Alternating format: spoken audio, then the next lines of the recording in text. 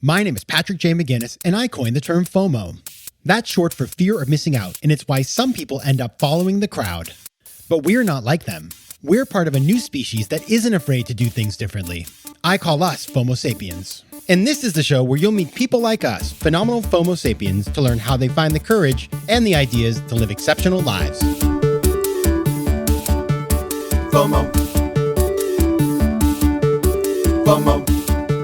Hey everybody, welcome back to FOMO Sapiens, the show for people who don't just follow the crowd, but instead take their own path to success in business and in life. I'm your host, Patrick J. McGinnis, venture capitalist by day, author and podcaster by night, and of course, FOMO Sapiens 24/7. And today we're going to be talking about a really interesting company that my guest built. It is a direct-to-consumer pillow company, which when I first heard about this business, I was thinking to myself, that sounds really tricky actually to build.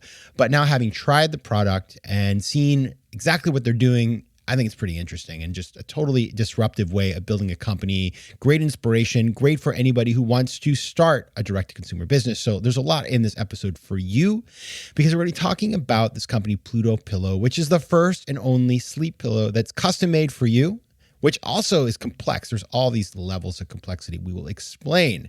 And my guest to talk about all this is Susana Saeliu, who is a first-generation college graduate. She graduated from USC in 3 years with a BS in business administration and a concentration in entrepreneurship. Very apropos. During her last year in college, she actually started a bamboo toilet paper company for a project, and that actually became the #1 best-selling bamboo bath tissue company on Amazon. She sold that business 3 years later. Now, in 2017, Susana started experiencing terrible neck pain, and after going through a bunch of bad pillow buying experiences, she saw an opportunity to cater to the next generation of consumers and started Pluto with her friend and co-founder Kevin Lee. Susana lives in Los Angeles. Now, on this episode, we're going to talk about, first of all, just like what is Pluto's strategy, how they are disrupting this very traditional industry, right? You think of pillows, not something like, I don't know, I never really think much about the pillows that I buy, but you think about how much time you spend with your pillow every year. There's a lot that can happen in terms of data-driven insights and customization and all this other stuff. So we're going to talk about that. We'll also talk about Susana's experience going on Shark Tank, which was actually quite formative for the business. We're going to talk about what she kind of prepared for that, her pitch, what happened, the whole experience, which is super interesting. We're going to also talk about the challenges and opportunities of building a D2C consumer brand and how one gets feedback from customers and gets data and actually makes this thing work. So a lot of good stuff just about the tactics of running a business, and Susana's just super impressive. Now, my small ask for you this week is, this one's so easy. Actually, probably not. Take a nap. I love naps. I think I've said this before. I took a nap last week. That was, wow. I woke up, it was 3 hours. So maybe that's not even a nap at that point, but it was amazing. Take a nap. All right. And now on to the interview. As you know, I like to go deep early. And so I asked Susana my favorite question to get started. What's a formative decision you've had to make to get to where you are today?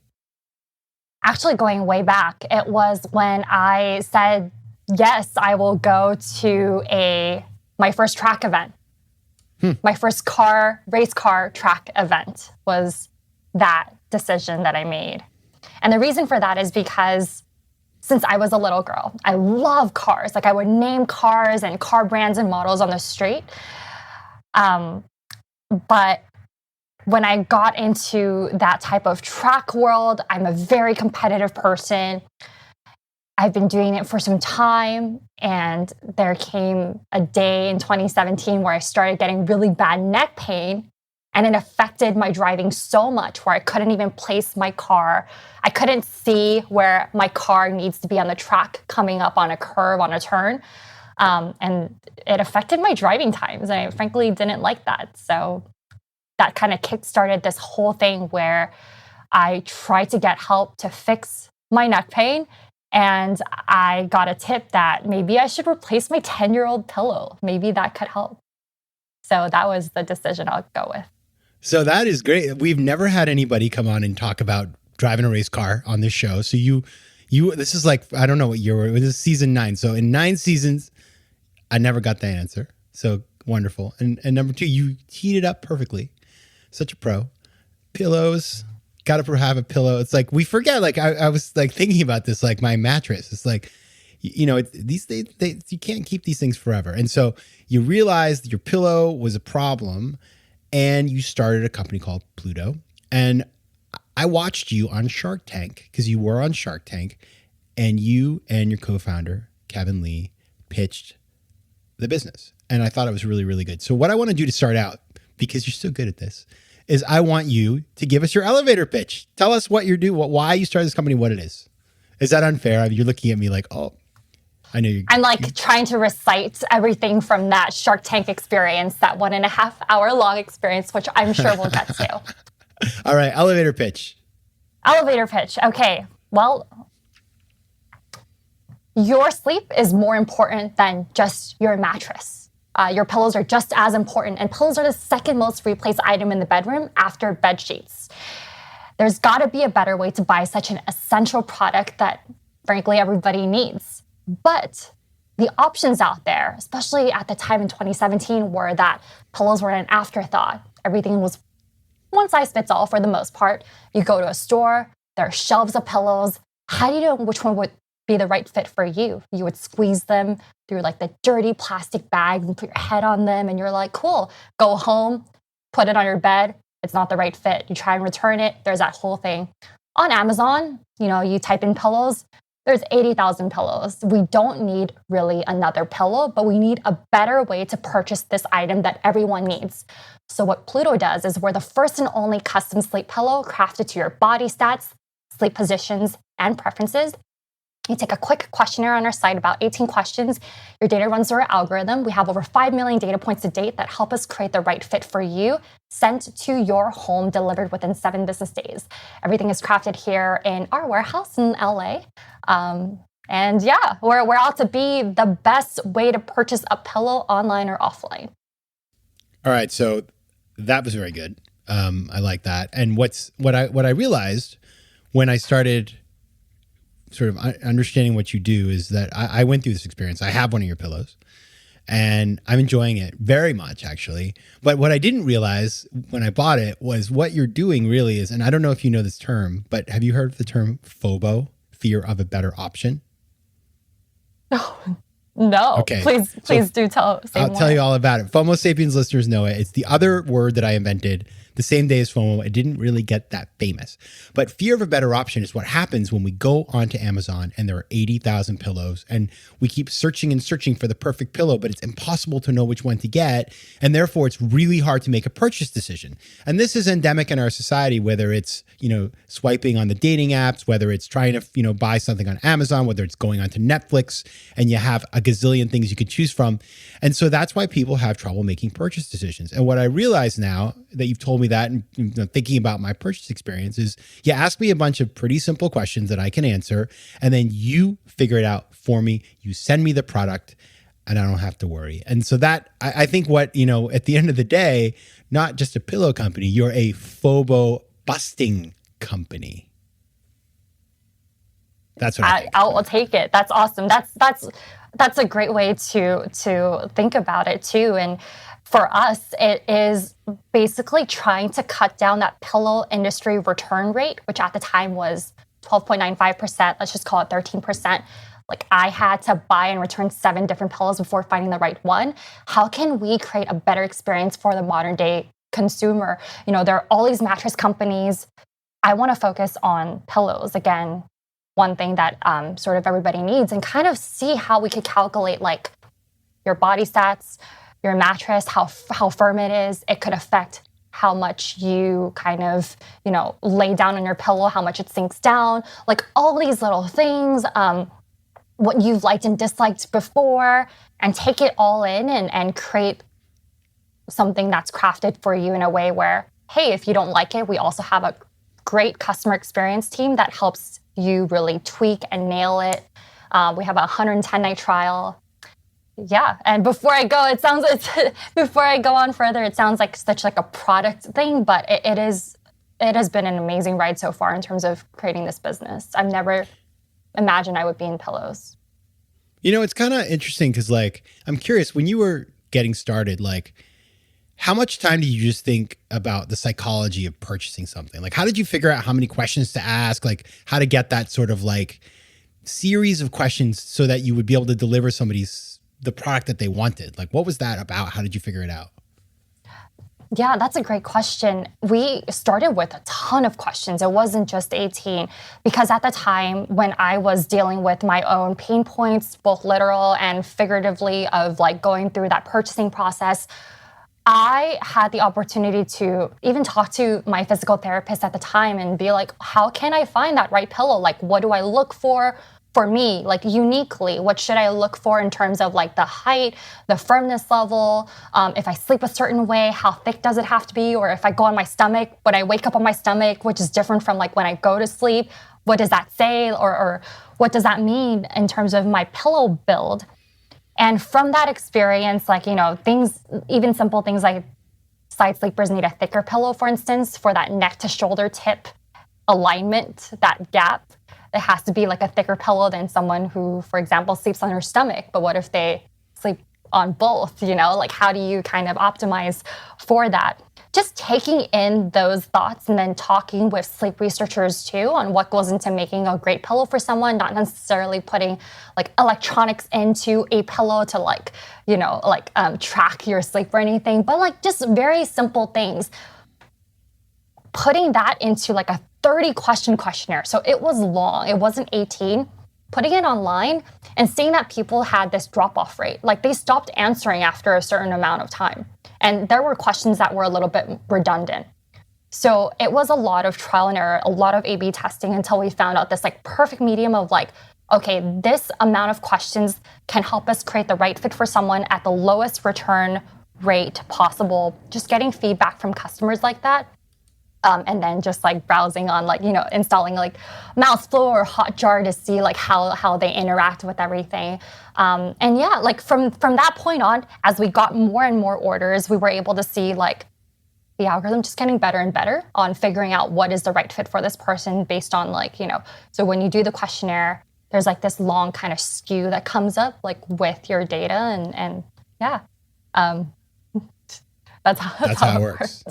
Wow. I never, okay. That's what I think what's interesting about this is like you theoretically, if you asked 473 questions, you might get a slightly even better answer. But when you put it into the marketplace and you see how customers react, you realize like the average person, like they get to question 17 and they're like, no more. And so you have to sort of tailor the experience in order, you can't optimize forever. You have to sort of get to a point where you can come up with an answer. I'm curious, like, so many products these days in the consumer space, it's like ridiculous. I mean, I get a lot of wonderful guests on the show, but like there are so many people who build a business where they take a good old fashioned product like a pillow or whatever, and then all of a sudden it has an app and it has all this other stuff that just makes it really complicated. And it's like I can't have an app for every pair of shoes I own. I can't. It's a lot of product that at the end of the day it's a pillow. What you really need is to be able to sleep on it. Were you tempted, did you get sucked into like doing things that would have been kind of shiny bells and whistles but like wouldn't have really achieved what you were trying to do? Yeah, for sure. I think even personally, when all these trackers and everything came out, I was so into it. Like I love looking at this data. I love looking at like I get blood work really often to like track everything, but it actually had a negative effect on my sleep where I was so worried about everything. Like I was so just so into everything that I couldn't actually fall asleep. And that was like the most basic foundational step to just like health and the whole thing that I'm trying to like even solve for. I can't even get through like that first hurdle. So I just felt like, with all these apps, like you mentioned, for a pillow, like something that's so close to your head, I just want something like, when you're in a very comfortable sanctuary That's like the first step. And I just want to create everything where it's like the most comfortable fit for you, using data on the back end, not necessarily like the technologies on the front end, on the customer product, but on the back end for us to create this great purchasing experience for you, this great product, and then go from there. So I was really tempted in the beginning. We had some investors initially when I pitched a lot. We were in 500 startups, and after kind of being in SF for so long, you kind of get this, you see all these shiny things like, oh, what if we can put a little bit of a tracker in, like, and some investors wanted us to really collect a lot of data, but that just wasn't what we were even set out to do. And that wasn't even what I was solving for my own thing. I always go back to, I want to create something which is a product that I haven't been able to personally find and that I would buy. Aesthetic-wise, functionality-wise, that's the kind of North Star for all of our products so far. I love that. And you made me think, you mentioned about trying to fall asleep. There's a really good tip that a prior guest, who you might know actually, who came on the show, gave about not being able to fall asleep. So his name is Nir Eyal. He wrote the book Hooked, which is all about product design. And he, in his book, he wrote a book called Indistractable. He's saying that when he had struggled with sleeping, he would say this mantra to himself, which is, the body gets what it needs. And if he said that, it would distract him from the fact that he was worried about needing to sleep, and he would fall asleep. And I've told a million people that, not a million, but many people, and people have come back and said it actually works. I did it last night with my head on your pillow because I'm jet lagged. And the combo of your pillow and that mantra, thanks Nir, got me there. So there's just it's an aside, but one that just kind of came into my head as something you can do. FOMO. All right, so let's talk about when you went out to raise money. I got to think, I'm going to put on my predictive headset here. I got to think you heard this. What? We don't need another pillow. Everybody makes pillows. Tempur-Pedic makes pillows. Casper makes pillows. You know how it is. Like, oh, it's a big TAM, it's a total addressable market, but too competitive. I know you heard that, right? So talk about how you came over. Like when people would say it to you, like, how did you address? Because it's kind of like a very obvious point. I'm sure you were ready to go with it. But at the same time, like, I just know how this works. Everybody was thinking that. So what did you say to people? So, you're right. We've had a ton of pitch events. Like I remember doing like launch scale with Jason I can't pronounce his last name right now. Kalinakis? Launch. Yeah. Sorry, Jason. Sorry. Yes, huge fan though. And we were up there with Pluto for like this kind of competition and everything, and we did really, really well. And I was so concerned about like the audience just being like SF, and you just think like, oh, pillows, like what is this? Like, and everybody was doing obviously like SaaS and gaming. For me, I just felt like this is, again, a huge opportunity in that there's one company out there. I will not name them because we're like the antithesis of everything they stand for. But they sell over $300 million of pillows a year. That's one company, right? And we know that we could do a much better job at creating something, again, that is the second most replaced item in the bedroom. There's a huge market out there. People sleep on average with 2.6 pillows on their bed. And you're supposed to replace your pillow every 12 to 18 months. We want to be there for them when that time comes in the best way possible. And we have a patent on this whole process and in the way that the pillows are created and the materials we use. And it's a lot harder to kind of, when you think about like, even like replicating it, right? We have this whole system in our warehouse. In terms of how and we can get into this a little bit more, but a little bit more technical, and how we can create a custom product within a short amount of time and ship it out within 7 business days and get there within 7 business, if nothing, if there's not a supply chain thing going on. But I just saw that there's no doubt in my mind that if we were able to market this out, but not in a way where we're going to spend a ton of money on ads or anything, but just rely on creating the best experience for folks that it wouldn't work in a very scalable, big way. 1 in every 4 customers right now come from an existing customer, referred from an existing customer. And that's something that we want to really protect as we go forward. I love that. Now, you just kind of mentioned the sort of the production part of the business, which I imagine is, a big part of your competitive advantage, but really hard. And so talk about some of the innovation that you've been able to build into, like I'm sitting here, I'm like, how much innovation could a pillow involve? But having watched your Shark Tank, I know I saw like a little sneak preview. So talk about how you build these pillows and how you deliver them so quickly. Yes. So in terms of how our pillows work, it's a mixture of 2 main components, but 3 that are really customizable. We know foam pillows, right? And then we know there's like fill pillows as well. Foam is a really interesting thing where people think foam is like a cheap product or anything, but there's so much technology that goes into like a foam core. And that's why like basketball shoes from Nike, like depending on the different foams they use, like you can jump a certain way higher. Others are more protective around your ankle. And it's really interesting how they react.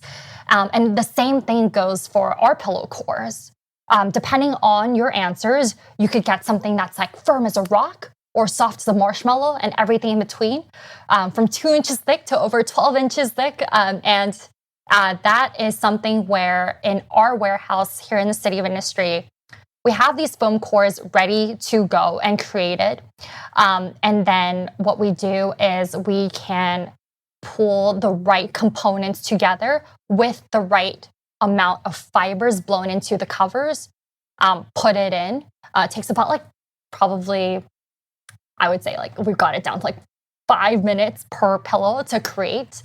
And then just have everything like ready to go in terms of like the blueprint of how the warehouse is sectioned so that we can time everything really quickly and be able to really customize the product for each individual from there.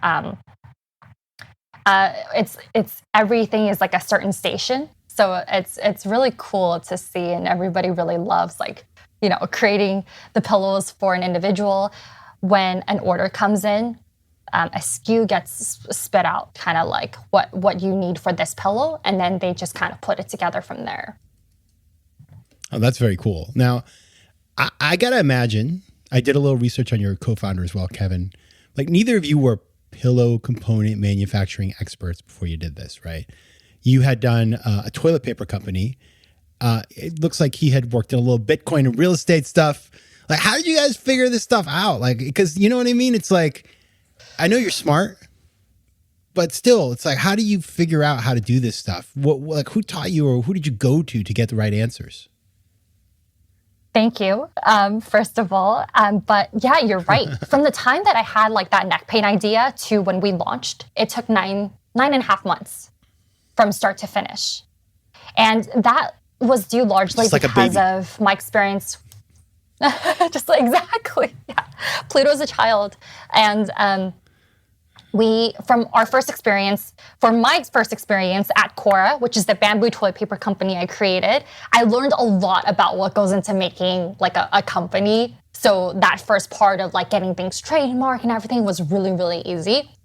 But we just moved very quickly on exactly like, how do we find the right components and suppliers to make this exact thing, going to visit all of these like manufacturers and talking to them through the vision, because in the beginning it's like, why would I want to work with you if you have such a minimum requirement? And I feel like once I put my mind onto something, I've had businesses in the past, so this may be very helpful, is that like I could just set it up really quickly and execute and break these like big things down to very easy to execute smaller steps. And that's what we did for Pluto. For us, it was like, for me, like in the beginning, I bought all these pillows too, every single pillow, because I was, testing them myself, and I was trying to solve for my own pillow purchasing experience. Read every single tag, every number of like what this means, which could signal like who do they work with, like all these things like really came up for us to create to really move very quickly forward. And for my first company, the bamboo toilet paper company, we were like the number one selling bamboo bath tissue on Amazon. This was before I think like the whole toilet paper thing took off and sustainability was a really big thing. So I had a lot of experience in like, how do we really focus on the customer, like right from the beginning, right from the get-go, and have a relationship one-on-one that's not really scalable once the company is larger, but is what kickstarts like that first customer deep love of the product and brand. FOMO. You know, I think what you said there that is so important just to like underline, as it were, is that when you're building a business, a lot of times you don't have deep experience in that segment. You have experience in segments, other segments. You've worked before, you've built a business. You have certain areas where you already have built a lot of strengths, but you just went out there and you learned everything you could. Like I always think about it, it's like you're taking a class in university and you got to write that big term paper. Like you just go out and get as much data as you can in order to build not only the case of what you're doing, but then know what you don't know so you can go out and find people to help you. So it's a really just great way of thinking about building a new business.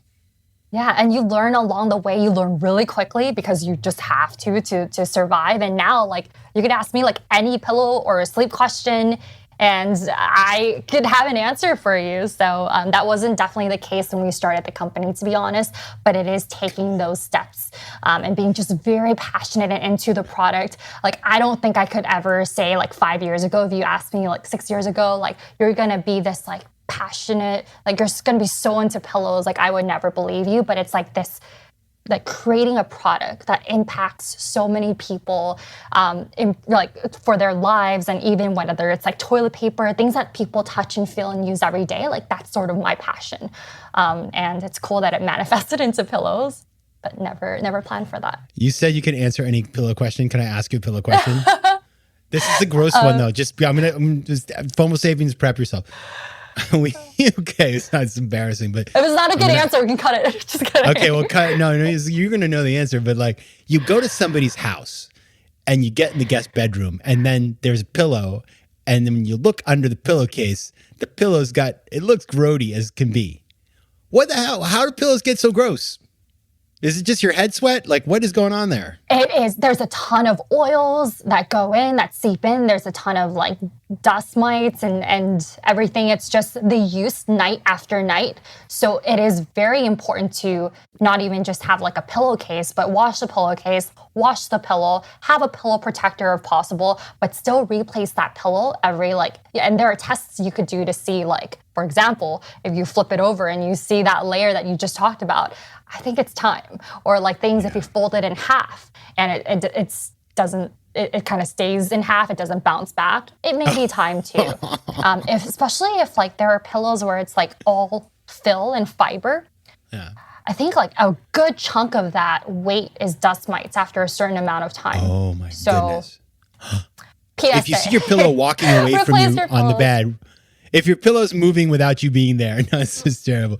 All right. So thank you for that. Now, I have one last question for you, which is this. So you were on Shark Tank. Robert gave you an offer of $400K for 20% equity, which, by the way, is such a cheapskate offer, Robert. Okay. Seriously. I mean, that's really cheapskatey. You said no, which I appreciated. And you countered with like 400,000 for, I think it was 9%, which was like a very specific amount. That was weird too. I was like, wow, 9%, unusual. But anyway, why'd you say no? And how have you raised money for this business without doing the Shark Tank thing? It's cool because we actually bootstrapped for a year and a half before we decided to take on outside funding. It was really just to see if there was a product market fit, if, what I was looking for was what other people were looking for out there. And when we did see those first customers trickle in, when we started getting a lot of press just organically from me pitching, it was like, okay, it's cool. Let's take this to the next level. Shark Tank approached us actually in the beginning, and I had actually never really watched the show before. Didn't know if that was the direction we wanted to take the company. But I think, after talking to a lot of founders, that could be a really cool move and just, put us on the map a little bit more. When we were on the show, I knew that there could be an opportunity to work with some amazing sharks and get some advice and things like that. But I had to kind of also honor what our current investors were, invested in us. And it was an hour and a half of filming, cut down to 8 to 10 minutes. So there wasn't a lot that I could share, or a lot that was aired. But we've already raised a seed round at the time of like 2.1 million at a 10 million post cap, and that just wasn't fair to our investors. So we had to walk away. If it was a good deal, we would be, being okay with it on air and seeing how things go through due diligence. And we also, there's this rumor always going around, like if you don't take a deal on air, you probably won't air. So we're lucky that everything happened the way that it did too. Wow. Now, was it worth it? Did you see a spike out of the show? Like everybody thinks if you're on a show like Shark Tank, you're like a maid. Are you? I guess it depends on the product. For us, we prepared as much as we can. I think pillows, it's very easy to kind of grasp the problem. Like, oh yeah, I've had this issue before. Like I wanted to try. So it actually exceeded all of our forecasting expectations that first night. I think that first night, it was like within 2 hours or 3 hours. It was about a crazy amount of, we were back ordered 6 weeks. Wow. Let's just say that really quickly. So yeah, I think that helped a lot. And they've re-aired us 7 times since 2021 when we aired. So it's been a cool ride so far. And we've, from that been able to get on the Today Show and all these other great opportunities to share our story. But I'm really happy with the outcome. Yeah. Thanks, Robert. Bye. All right, everybody. Go get yourself a pillow at plutopillow.com. You can also find Pluto on socials at Pluto Pillow. Susana Saeliu, thank you so much for being here. Thank you so much for having me, Patrick. FOMO. If you like today's show, please be sure to rate it and recommend it to your friends. And as always, you can find me on Instagram at Patrick J. McGinnis, on Twitter at PJ McGinnis, and on the web at FOMOSapiens.com or PatrickMcGinnis.com, where you can get all kinds of free resources to live a more decisive and entrepreneurial life. FOMO Sapiens is recorded in New York City. Theme music is by Mike McGinnis, and editing and post-production is by Josh Elstro. If you like today's show, please be sure to rate it and recommend it to your friends. And as always, you can find me at FOMOSapiens.com and at PatrickMcGinnis.com. To advertise on FOMO Sapiens, reach out to contact@FOMOSapiens.com. FOMO.